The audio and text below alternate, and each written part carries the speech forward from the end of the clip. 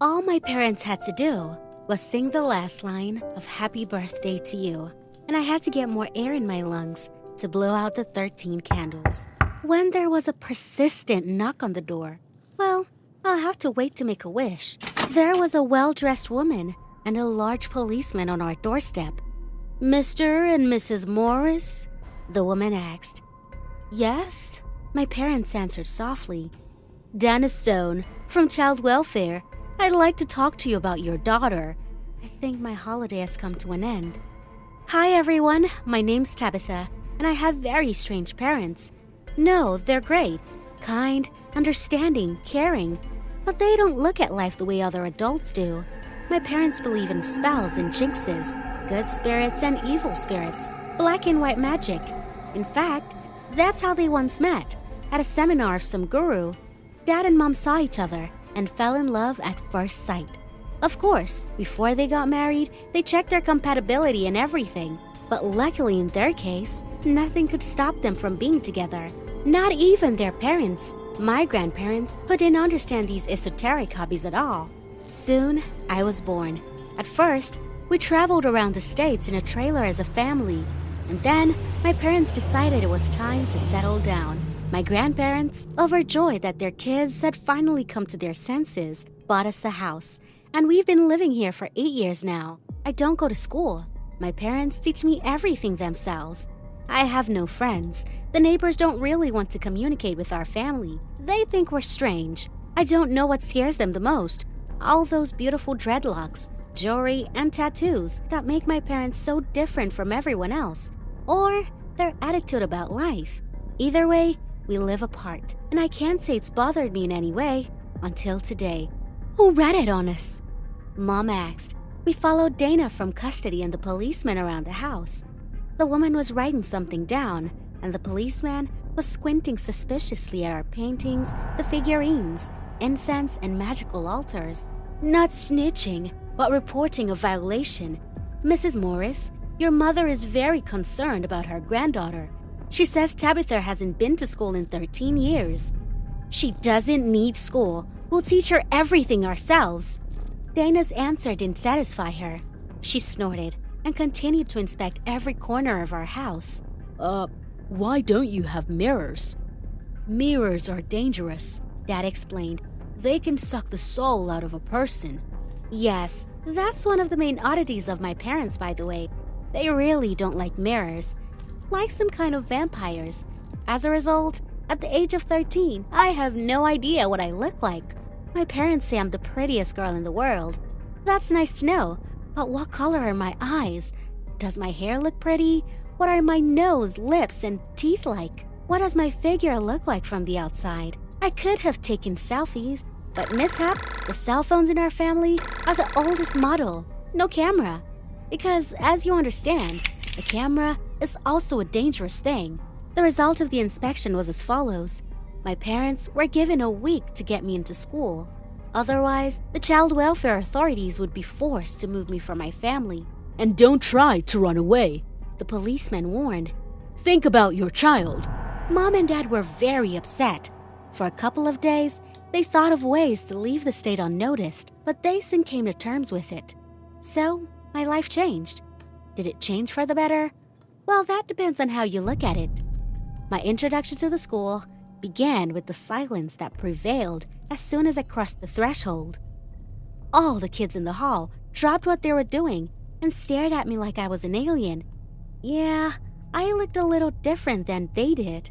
My long black hair was decorated with braids, beads, dreadlocks, and feathers, and my clothes were long and baggy. My mom said I looked super. "Ooh, Captain Jack Sparrow!" Some tough guy in a ripped t-shirt was the first to come to his senses. "Welcome to dry land!" "Thank you. You look great." I gave him a thumbs up and smiled. He clearly wasn't expecting such a reaction. He opened his mouth to say something, but closed it again. My mom explained to me where to see the schedule and office numbers, so I didn't get lost, and immediately found the classroom where my first biology lesson was to take place. At the lesson, the whole class, as it seemed to me, was only looking at me. Yes, and the teacher himself now, and then strayed from the topic. I felt fine. My parents taught me biology, as well as other subjects during homeschooling, so that I didn't have any difficulties with studying, even on the first day. But only with studying. In the middle of the day, everyone went to the canteen for a snack. I also decided to have lunch. I couldn't find a place for me at the table right away. My classmates were talking in groups of 3 or 4, and I was too busy to sit down with them.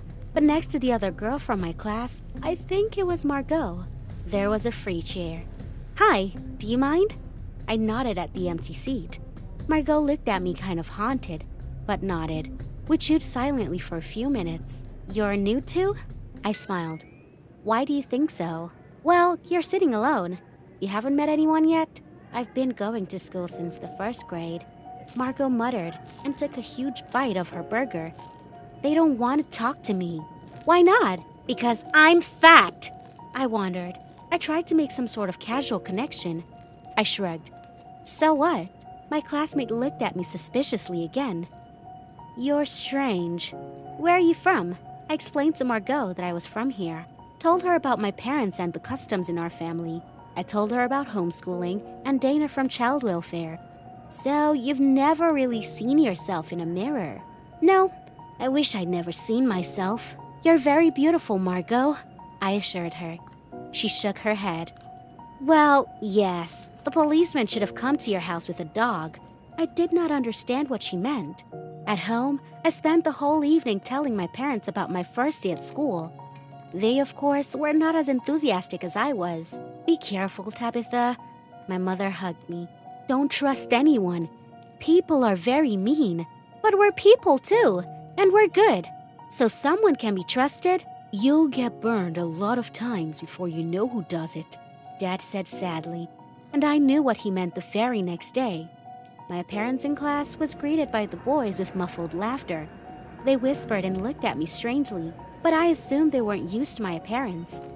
First class passed, the second, the third. After the third lesson, an excited Margot came up to me. "Tabitha, can you help me?" "Of course. What happened?" "Come on, I'll tell you everything on the spot." My new friend grabbed my hand and dragged me upstairs. We walked through the corridors. Then we went down somewhere and finally found ourselves in a dark room. "What is this place?" Not that I was frightened, but I felt a little uncomfortable. "I'll tell you everything. Stay here." Margot let go of my hand and went somewhere. I tried to see something in the darkness. No use. A strange smell of rubber, wood, and varnish wafted up my nose. Suddenly, the light switched on sharply. I was blind for a few seconds, and when I could see again, I realized that Margot had taken me to the gymnasium. I'd seen these in the movies I sometimes watched with my parents. But I saw more than just basketball rings, benches, and balls. I saw right in front of me a beautiful girl with long black hair, decorated with pigtails, beads, dreadlocks, and feathers. She was dressed in a long, baggy outfit. She had bright green, kind eyes and neat facial features. I didn't immediately realize that there was a huge full-length mirror in front of me. Oh no! My classmates appeared from behind the mirror. Guys and girls were laughing and pointing their fingers at me. "Look how ugly you are!" shouted one of them. "Ugly? What kind of freak am I?" In the mirror, I saw a very beautiful girl, unlike the others, without any hint of ugliness. But that's not even the point. Such a huge mirror must have sucked out all my soul in seconds. I hurried to the exit of the hall, hoping that I could still escape. I ran out in the midst of loud laughter and hooting. On the way home, I kept thinking about what had happened. I couldn't figure out why there was a mirror in the gym, what my classmates were laughing at, and what did Margot want from me. All these questions I asked my dad, while my mom performed some mysterious ritual on me with incense and fire. Oh, Tabitha, that's just what I was talking about. People are very evil, especially teenagers. Dad explained to me that Margot had told my classmates about my fears and my strange family, and they decided to make fun of me by bringing a mirror to the gym, luring me in and seeing how I reacted. Why did they say I was ugly? Am I not pretty? I couldn't sleep all night, rolling from side to side. I tried to process what had happened at school. I wondered if I could ever live like all the other kids, if I looked different and looked at the world like they did. Would it be easier for me to live among regular people when I grow up, or will I never be able to find my place in the world? When I came downstairs in the morning, there was a mountain of bags and suitcases. My parents were drinking coffee in the kitchen. "You're not going to school today, Tabitha." "We're leaving," Dad said. I remembered the policeman's words and got nervous. "But we might get in trouble. Don't you remember what the policeman and Dana from Child Welfare said? We don't care about either of them." Mom frowned. "We won't let anyone hurt you. We'll go to another state, and you can go back to homeschooling and not be humiliated by those mean kids." I shrugged. "I don't know what you mean, Mother." All that upset me was the mirror, not the words of my classmates, not their strange actions. I don't care what they say about me. It's what I think about myself that matters. My parents looked at each other. "Don't you want to go away?" Dad asked. I didn't think it was necessary. What's our moving away going to change? We can't run away from real life forever. Sooner or later, I have to be part of society, in which, as I realized yesterday, not all people have a positive attitude towards me. Besides, what's wrong with someone calling me strange or ugly when I don't consider myself as one? I went to school and pretended all day that nothing happened. I even told Margot the right answer when she was called to the board during math class. You'd be surprised, but my classmates quickly left me alone and didn't pull any more of their weird pranks. Why do you think they left me alone? Write your answers in the comments and share this story with anyone who might be interested.